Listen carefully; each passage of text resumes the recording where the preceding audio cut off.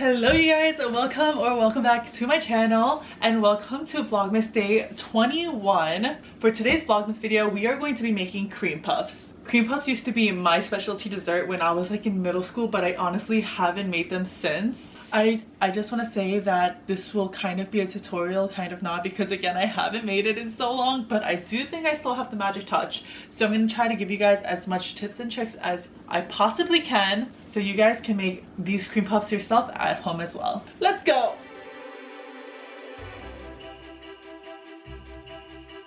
Just to make my life a little bit easier, I'm gonna go ahead and pre-measure my ingredients and lay them all out on island over here, and then I'll come back once that's done. I'm also gonna link the recipe that I used in the description below, so if you guys want to follow along, you can click on that link and that will also have all the measurements and steps as well. Ready? 3, 2, 1, boom! Ta-da! For this recipe, you're gonna need half a cup of water, half a cup of milk, 1 cup of flour, 4 eggs at room temperature, a stick of butter or half a cup of butter, 1 teaspoon of sugar, and 1/4 teaspoon of salt.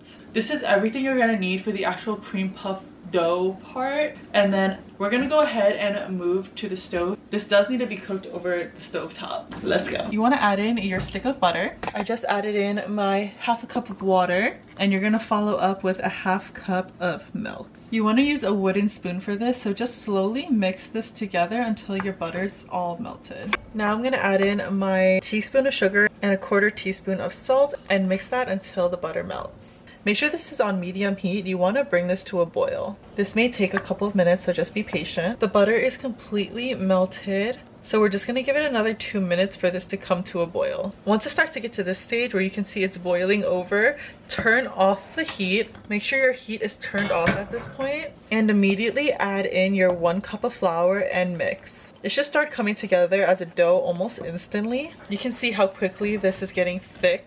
Make sure you mix fast to avoid any clumps in your dough. This is what the dough is starting to look like now. As you can see, it's starting to come together and get a little bit smoother. I'm just gonna mix it for another 60 seconds. Once your dough starts coming together and forming a little ball like this, you can turn the heat back and just put your heat on low and continue giving your dough a mix. I like using this folding method. It's almost like you take the dough and you scoop it and pat it down, but you mix your dough however you like. Mix your dough over low heat just for another 1 to 2 minutes until your dough starts forming more of a ball, something like this. Turn off the heat and pull the pot off of the stove. Okay, you guys, our dough is looking really good. I'm just gonna give it a quick stir off of the stove to cool down the dough. If you have an electric mixer, you can go ahead and use that to cool down your dough a little bit faster, but I prefer doing it by hand. This is the consistency of the dough. You can see that if we kind of fold it into each other, it kind of sticks together like a ball. Once there's no more steam coming from the dough, we can go ahead and add in our 4 room temperature eggs. I just added in the first egg and I accidentally forgot to press record, of course, but this is what the dough looks like after 1 egg. Adding in the second egg, you want to mix continuously. The second you add the egg, go ahead and just start stirring because you do not want these eggs to cook in the remaining heat from the dough. It's gonna look really weird at first and it's gonna look like it's not coming together, but I promise, just trust the process and keep stirring.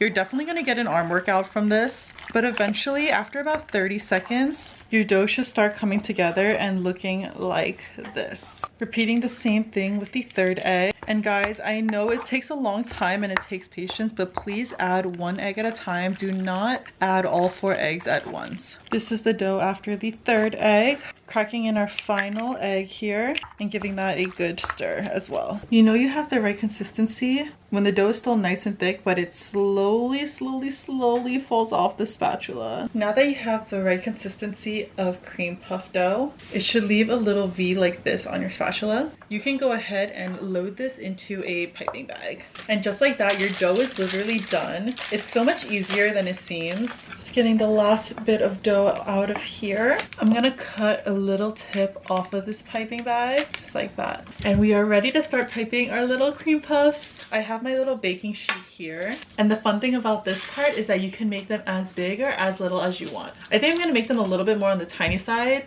so they could be more of a bite-sized dessert. Make sure you leave about 1 inch to 2 inches in between each cream puff because they will expand in the oven. And also make them a little bit taller as well. That way it can rise evenly and the inside of your cream puffs will be nice and hollow so you can fill them with whatever filling you want. I'm not gonna lie, some of these cream puffs are a little uglier than others, but that's okay. They're all beautiful in their own way. This is my first tray. As you can see, I still have more batter left, so I'm gonna go ahead and do a second tray. Parchment paper and do the same exact thing. Okay, these are the cream puffs. Obviously, we cannot put them into the oven with these little cone heads on top. So I just put some water on my finger and I'm going to literally tap all these down flat, just like this. You also don't want the tips there because they might burn. So make sure the tops are nice and flat. Tap. This tray is all done. Tap, tap, tap, tap, tap, tap, tap, tap. Whoa, this one's really pointy. And last one. Now here is my secret tip I'm gonna give you guys. This is something I always did when I used to make cream puffs back in middle school. Make sure your hands are clean, but wet your fingers and literally flick water on the tray. Do the same thing to the other one. If you have a spray bottle will also work. Obviously, I don't have one, but fun fact, cream puffs actually rely on steam and that's how they puff up. So if there's water on the tray, that will actually help your cream puffs bake evenly, give it a nice hollow inside, and expand big and fluffy. My oven is all preheated to 420. We're gonna put these trays in the oven for 10 minutes. And after 10 minutes, we're gonna lower the heat to 325 and bake it for another 20 to 25 minutes. My 10-minute timer just rang, so we're gonna go ahead and lower the oven temperature to 325. All the way down to 325, and we're gonna wait another 20 minutes. Let me just show you guys what they're looking like right now. They already puffed up so well. I'm so excited. The top of my oven tends to get a little bit hotter, so I think I'm gonna take this out on the 20-minute mark, and I'm gonna take the bottom shelf out at the 22-minute mark. While our cream puff dough is baking, we're gonna get started on the filling, which is a classic pastry cream. So I have here vanilla extract, sugar, milk, flour, cornstarch, and egg yolks. So first thing we're going to want to do is we're going to take our milk and pour it into the saucepan. We're also going to pour in our vanilla as well. And we're going to take this over the stove on low heat just until the milk starts to simmer. Next, you want to take a bigger bowl, add in your egg whites. The recipe called for 3, but honestly my eggs are super small, so I just went in and used 4 instead. But if you have larger eggs, feel free to just use 3 and stick to the original recipe. I'm just going to pop the egg yolks and give them a good mix. And again, the recipe to this will also be in the description below if you were interested in taking a look.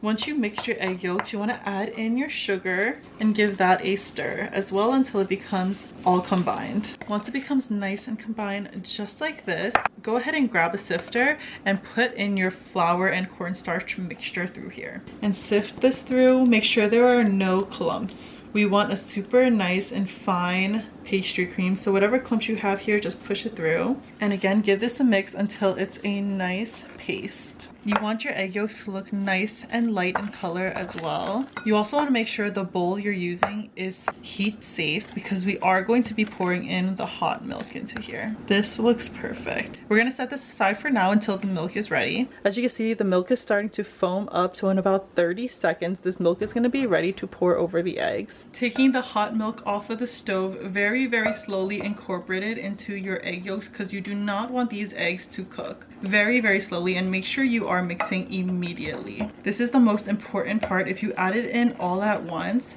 you're gonna get a clumpy cream, and that's the last thing anyone wants. Add in a little bit at a time and make sure you fully mix it before adding in more. And try not to make a mess like I am here. This looks great. We're gonna bring this back to the stove and put this back on the heat so it can get nice and thick. Taking the strainer, I'm gonna put it over the pan here, and I'm gonna pour this mixture into it again just to ensure there's no clumps.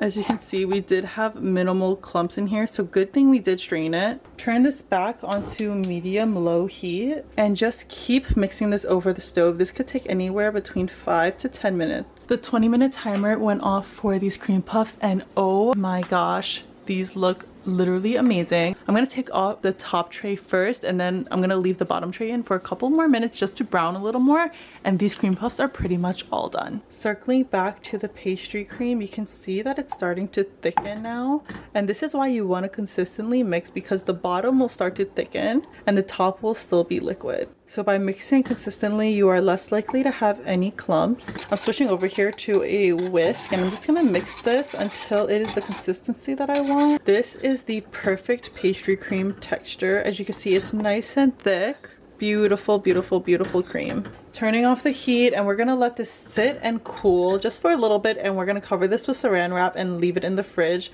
These are the finished cream puffs. They look absolutely perfect. I'm gonna let these sit here and cool, and we are pretty much done. All we need to do is just fill up these cream puffs. So the cream puffs need to set for a couple of hours, and the cream will need to set also for a couple of hours. And once these are all cooled, we can go ahead and fill them. As for the cream, you want to take some plastic wrap and you want to put it directly on top of the cream. You want the plastic touching the cream. This way it doesn't create a film on top. Just like this, and we're gonna go ahead, let this cool, or put it in the fridge. It's been a couple hours and our cream puffs and our pastry cream is now cooled, so the last thing we need to do is just fill these babies up. So let's grab a piping bag and get to work. We're gonna remove the saran wrap here, and we're gonna fill up our pastry bag with our pastry cream. There's 3 ways to fill up these cream puffs. Either you could slice it in the middle, fill it up, poke a hole on the side and fill it up, or poke a hole on the bottom and fill it up, which I feel like is the most common, but personally I don't like that way because when you bite down on it, all the cream comes out on the bottom and it just makes a mess. So I try to come in on the top here. Just to show you guys, with this cream puff, you can kind of see there's some nooks and crannies in here. So where I would put the hole in this cream puff is I take a little chopstick, and in this little section, wherever there's a tiny crevice, I just poke a hole, and that is where I would insert the cream. So this time for the tip, I'm going to cut off just the tiny part, just enough so the cream could come out, but you want it to be small enough so it could fit in that little hole that you made, literally basically the size of this chopstick.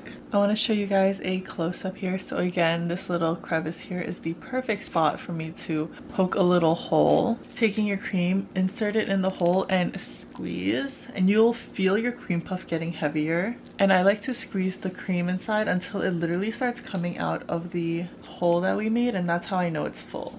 Like right about there, right about here, you can see the cream is starting to spill out, so this cream puff is good to go. I'm just gonna make the holes in these cream puffs first, that way I could just pipe and fill all the cream puffs without stopping. But you guys, I'm so happy with how these came out. I feel like they came out so perfectly. I have officially poked holes in all these cream puffs. Now let's get to filling. I cannot help myself. I'm going to give one a try. Oh my god.